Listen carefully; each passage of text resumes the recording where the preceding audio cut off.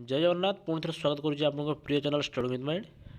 आज आम देखा जोटा कि बहुत दिन है द्वंद्व चली जोटा कि आप OSSC तरफ एग्जाम होता RI ARI अमीन ICDS सुपरवाइजर एंड SFS। तो तार गोटे नोटिफिकेशन फाइनाली एत स्ट्राइक एवं सब बहुत किसी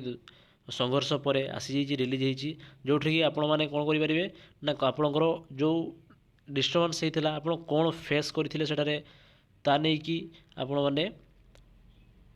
रिगार्डिंग आपड़ देपारे मेसेज तो सही हिसाब से तार इनक्वारी हम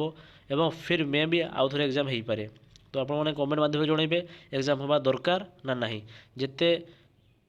जो रेजर आप जो कमेंट रो तो सही हिसाब से मैंने एम्फासिस देकी देखिए जे ना हाँ ये एग्जाम आउ थे जेहेतु सब पिला चाहते सो करवा दरकार एवं कौन से भूल भटका रही है जो दुर्नीति काम किसी होता तो ता भी डिटेल्स पर्दाफाश हम। तो चलते नोटिफिकेशन फास्ट आम पढ़ी ना देन आगे आगे जब चैनल नुआ अच्छा सब्सक्राइब करेंगे एमती नुआ नुआ वीडियो और इनफर्मेशन आप राइट टाइम पाइबापी देखिए नोटिफिकेशन रही जोटा कि ओडिशा सब ऑर्डिनेट स्टाफ सिलेक्शन कमिशन तरफ 7 नवेम्बर आसी कौन रही ना जो रहा आपंकर सब्जेक्ट कौन रो इन्वेस्टिगेशन ऑफ कंप्लेन और ग्रीवांस जोटा regarding conduct of preliminary examination for the post of RI ICDS supervisor ARI अमीन एंड SFC। तो यापाई आप फाइनाल समय रिलीज कर इनक्वारी बस और ग्रीवांस आपण मैंने चाहिए ये कौन करेंगे ना कंप्लेन दे पारे।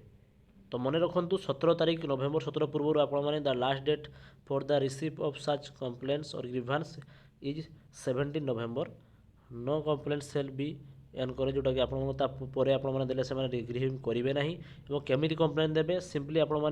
जो मैंने एप्लाई करते आईडी लॉगिन करेंगे लॉगिन कर सारापर से ऑप्शन अच्छी आपंकर ऑप्शन में जाकि कमेंट मध्यम जनइबे ये प्रोब्लेम आम फेस होता। तो काइंडली जिते भी अच्छा जो प्रोब्लेम फेस कर जो सेंटर में प्रोब्लेम होता तार कंप्यूटर प्रोब्लेम हो कि टाइम ड्यूरेसन रो